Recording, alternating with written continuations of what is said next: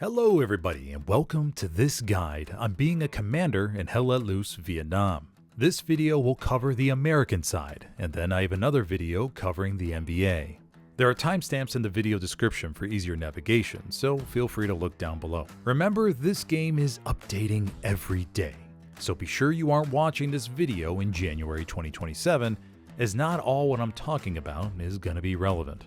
Before we get into the different points, I'll give a quick summary. Overall, the base game isn't too much different than World War II. You still need to monitor Gary, OP networks, make sure the team builds nodes, and have enough resources stockpiled for critical pushes. One of the big things they've added is that there are now 150 supplies in each HQ that make it really easy for engineers to build nodes right off the start. That should come as a sigh of relief, as we all know how difficult it can be sometimes to get engineers to build nodes. I am praying that it's gonna be easier. We'll wait and see. Instead of half-tracks and airheads, you now have helos and patrol boats, which we'll cover here in a bit. The map has also changed a bunch, so that will take all commanders out there some time to get used to, as it did me. We'll do a side-by-side map comparison here in a bit.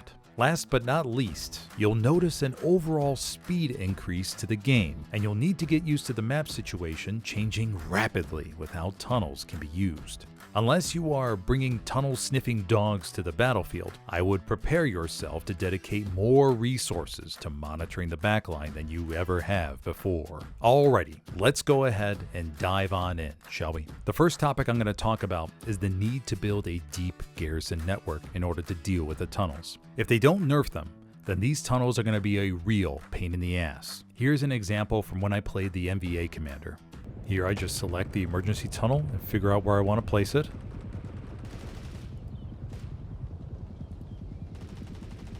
Click confirm.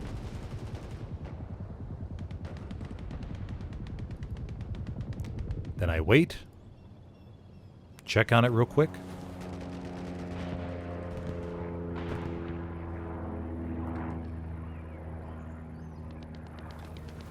Tank. Check my map again. It's built. Click on it. Click on another tunnel. Boom. Connected. Oh my god. Okay, I connected the garrison on point to the tunnel in the back. Isn't that crazy? No longer will you be able to just risk setting 6 blue zone garrisons up on the front line. No. You absolutely will need backup blue zone garrisons for every front door garrison.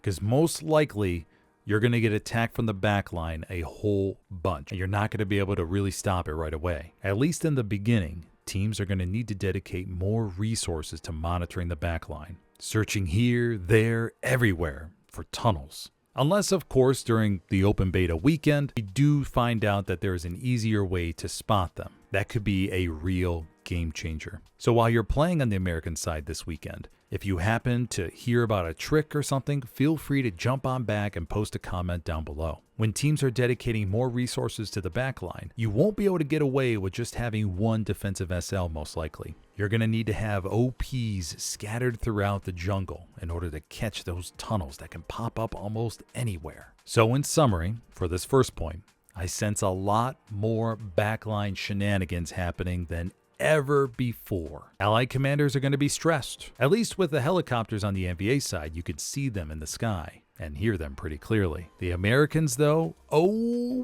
boy. I'm going to be really curious to see how teams develop strategies in order to deal with these backline threats. And I haven't even talked about the patrol boats, but we'll cover that in a little bit. Number 2, almost similar to what I just said, but make sure that your defense SLs are really spacing out their outposts, as you will want them to have people spawning in various places in the backline and then randomly moving about to inspect for tunnels. There were quite a few times in this game where I was just wandering about, looking in the back, and stumbled upon a tunnel. The sound direction as of this match was a little bit off still, but I think it improved a lot since the closed beta. I'll be curious to see if they amp up the volume on tunnels just a little bit to help out the Americans in the future. But yes, make sure that your defensive SLs are spreading out their OPs very wide, interconnected with the garrisons. Number 3, be prepared for rapid callbacks callbacks to deal with enemy infiltrations in the backline. Going along with number 1 and number 2, you gotta get ready for just crazy backline plays that the NVA can do. With those tunnels, they can sprint over to your backline and you won't even know it. But like I said, unless they nerf them, you better prepare for it. Teams are gonna go through a period of quick, rapid callbacks to defense to squash out the area and scatter about and find any tunnels. It's almost as if you need to develop search parties to go about in the backline of the jungle to find those things. As of right now, though, you gotta be prepared for a lot of different resets and almost should have an enlarged flex squad on your team in order to say, hey, go flood this OP right now. Go look in this area for enemy tunnels. The important thing is, as opposed to World War II, where you're kind of sticking together and having a buddy system to protect for frags, in Vietnam, you're going to want to spread out a little bit more in order to cover all the different parts of the jungle. Because those tunnels weren't easy to find. I just happened to stumble upon them in most of the cases. But this is going to be a very different dynamic that teams are going to have to deal with. And as opposed to World War II, where you could see the supply truck, maybe see a supply drop, airhead. In Vietnam, you're not going to see anything. They're just going to happen. That's what makes these so freaking dangerous. Let me know if you have any thoughts down below on the tunnels, and maybe from other videos that you may have seen, you come up with a few theories on how to stop them. Also, from what I've seen, I did not notice any sort of lockout perimeter. In World War II, you had 100 meters if the enemy got a garrison in your red zone. In Vietnam, I didn't sense that whatsoever. I had a person spawn right next to me when I was walking right up to one. So we'll see. Once again, a lot of these points are tied to tunnels, and we really have to just take a look to see how the devs are going to change these. Hopefully they will. Moving on to number 4, Helos and mobility. I had a lot of fun as the US commander with the Helos. I had a couple pilots here with Abu and Smoggles. We had a blast. I was able to drop supplies in a faraway area and then ask the Helo pilots to fly me on over there. So my advice is to drop supplies in a faraway area and then grab a ride with the Helo to where you need to go. Ask the Helo to go to the very edges if possible to avoid the high intensity areas. They are very delicate things, so you want to think of them, at least for the moment, like I mentioned before, like a flying half track. If you have skillful pilots, then these things can be incredibly impactful. I'm really curious to see what kind of skills come out for the pilots that are coming from other games. Smoggles and Abu did an excellent job, and we're always offering to take people places. So, first rate is free. Alright, so where you guys want to go up to? G4 or F4, G4, towards those supplies. Area's gone. F4, G4? Yeah, yes.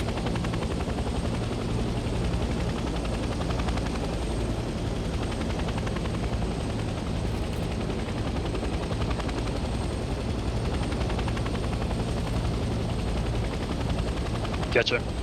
What's up? I can't hear you. Yes, sir.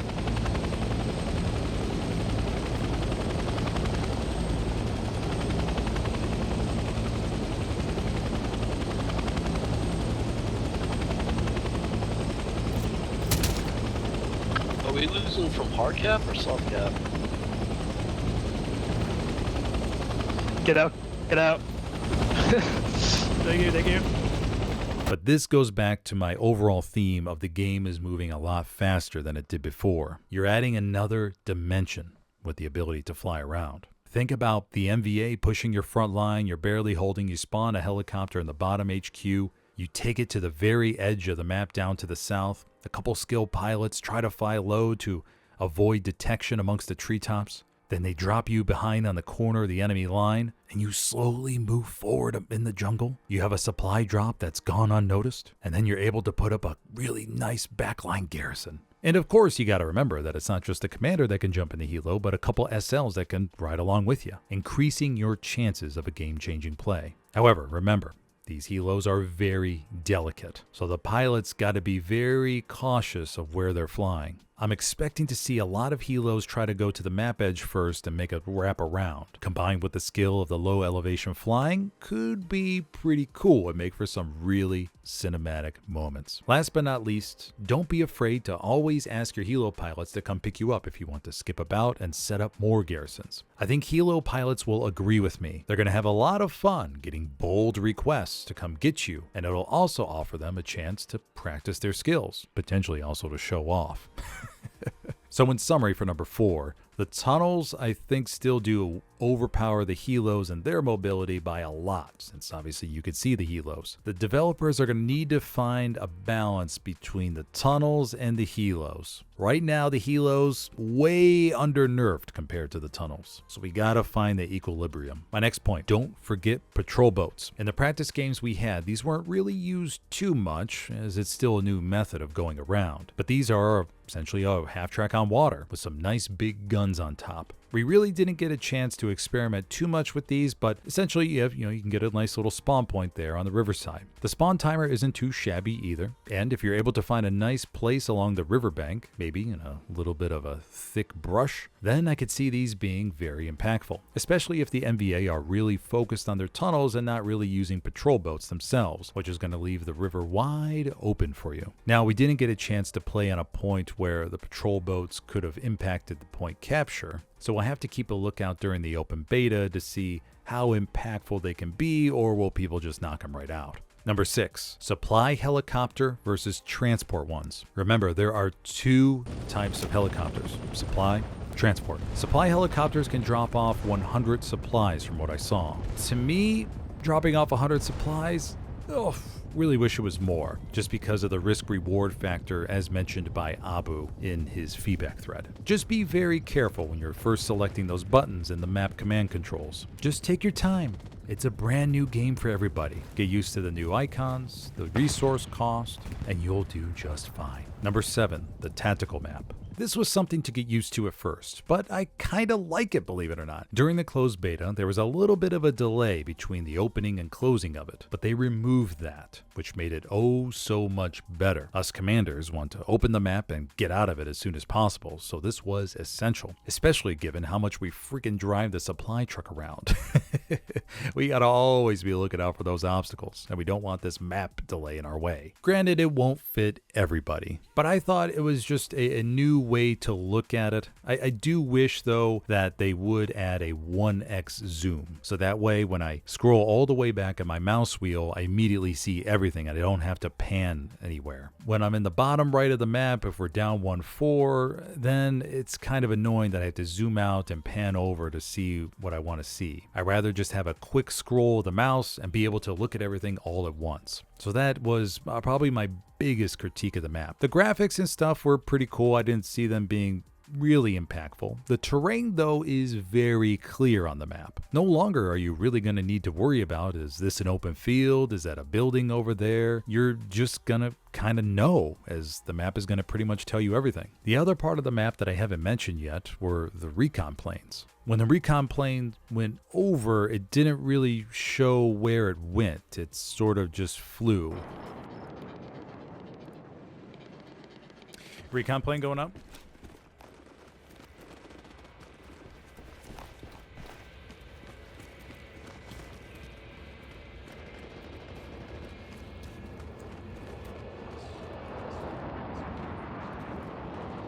Two tanks, I think, in the back. 3? No. Those must be the vehicles then. There's no open diamond versus closed diamond, I guess. I think they need to add back that leftover shadow or gradient that the World War II maps had, where it kind of shows everybody, hey, this is where recon is running. Half-track's got about 30 seconds to that first wave. Copy. I want Logi and Flex on F8, Smithers, send whoever else you want. I'm going to drop a decoy airhead north. Tanks get ready to crash the hard cap for defense. We're losing second point. Everybody just turtle up as much as you can on defense. I'll drop a reinforce as well. that's pretty important for the frontline troops, as they're going to be able to look at and go, okay, we should look in this area to see if we find anybody. On a positive note, commanders are going to love the fact that when you go to place a garrison, it tells you the 200-meter distance indicator on the map. A massive quality of life improvement. How many times have we been looking at our map in World War II and been going, how many meters am I away from the garrison? Okay, 190. Let me ping again. 195. Okay, there we go. 200. No, the new map shows you the overall radius in which you could place a garrison and what will be possible. Very, very nice. It's going to save commanders a whole bunch of time. Another thing I noticed was the grid numbering and lettering on the map. There will be no second guessing anymore as to where you're talking about. You can easily call out D3, D4, C4, C3, and people will know where to look on the map. Just a tiny little quality of life improvement. New ability alert. Number 8, Commander Outpost. Yes, you can drop your own outpost as a commander. Oh my gosh, absolutely amazing. No longer do we need to worry about finding a garrison to spawn on or back in HQ. No idea, I turned around you. We now have our own little outpost that we can place just like other SLs. This is a very nice quality of life addition that I'm looking forward to taking advantage of in the upcoming matches. Something to have to yourself. All to yourself as the commander. Number 9. This is a quick and short one, but spend some time wandering around your backline looking for tunnels. I mentioned this before above, but just specifically for the commander. When you have a spare moment, just as you would in World War II, wander around a little bit more in depth in the jungle and try to find tunnels. They're not as easy to spot, so it's going to take you a little bit more time, but it's time that is absolutely essential. Number 10, take your time when driving around the supply truck. The foliage in front of you may seem okay to drive through, but a decent chunk is not. When I was thinking about the jungle, I was thinking about running over small plants and little leaves, but that was not the case. I slammed my truck against various bushes and tiny trees. Just try to keep an eyeball as to what looks like thick bushes or small trees versus small patches of grass. It was a little clunky, but just need to get you'll get used to it. Number 11, don't forget you could swim. Of course, all players can swim, but as commander, this feels really nice.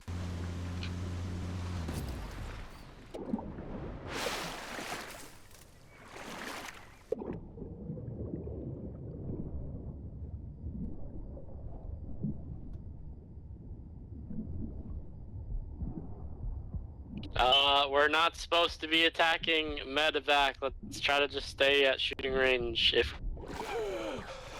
we've got too strong of a tunnel and garrison network in their line. Yeah. We have a tunnel going through their 4th point. If you're wandering about trying to find out what the enemy is doing, go to a river on the border and try to go around. Swim across, get to a point of elevation, pull out your binos, and try to see what's going on. I could definitely see the edges of maps not being covered as they would be in World War II. There are a lot more places to hide, bush camping spots, all that kind of good stuff. So you have a good chance of finding a nice little place all to yourself to try to get some recon. Plus, if you sense an opportunity, you can, like I mentioned before, request a Helo pilot to fly on over, pick you up, and take you somewhere else. The possibilities are endless. Number 12, the commander abilities are pretty cool. Yeah, the strafing run, the napalm strike, I mean, all the jet sounds, it's pretty nice, especially the strafing sound.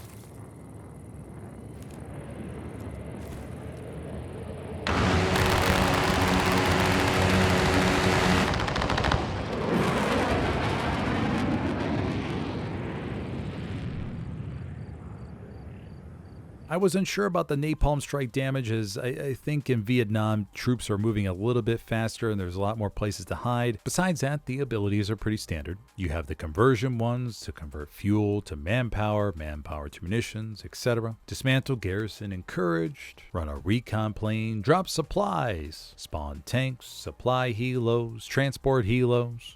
Nothing crazy stuck out to me. We just get some little new fancy toys. The only things that are going to be really different to you is hearing, hey, can we get a helo? Can we get a tank? And when they ask for a tank, it's just one type of tank. With the nodes generating the same amount of resources and with encouraged, I see commanders actually having a lot more resources available, which makes room for the fun stuff like the napalm strikes, strafing runs, and bombing runs. Number 13, a side-by-side map comparison. As you see here, like we already talked about, you have 2D versus 3D. You can zoom in on the map in Vietnam and actually see what the terrain looks like for the most part. You have a more active feel about what's going on, essentially. In World War II, you can get a 1x view. In Vietnam, you kind of have to pan on over. It's not so easy. A big difference, though, that you may not have seen so far is that you can see the cap progress while on the map. In World War II, you kind of just have to look at the point and see if anything was happening. Or maybe zoom on over there if you're already all zoomed in. In Vietnam, it's already all up at the top. Most of the icons are pretty straightforward. Instead of the little button over to the right of the ability in World War II, you now have a confirm button down at the bottom. Also, the map takes up your entire screen, so commanders will need to get used to not having that little peripheral view outside of it. Overall, though, it's going to be a little bit quicker to access everything than it was in World War II. Remember, in World War II, you had to scroll up and down the menu in order to find everything you wanted to. Here in Vietnam, it's all straightforward there. There's no scrolling. So that is a little bit of a positive when it comes to the map comparison. But you still have reinforce, encourage, dismantle, garrison, and all those generations that I talked about. And last but not least, you'll have the timer. You're going to have the timer up at the top too. In World War II, you just had the map. Okay, everybody, that concludes my initial guide on the U.S. Commander. If you have any questions, go ahead and drop a comment below. And I look forward to seeing you all in Vietnam going forward. Have a good one, buddy.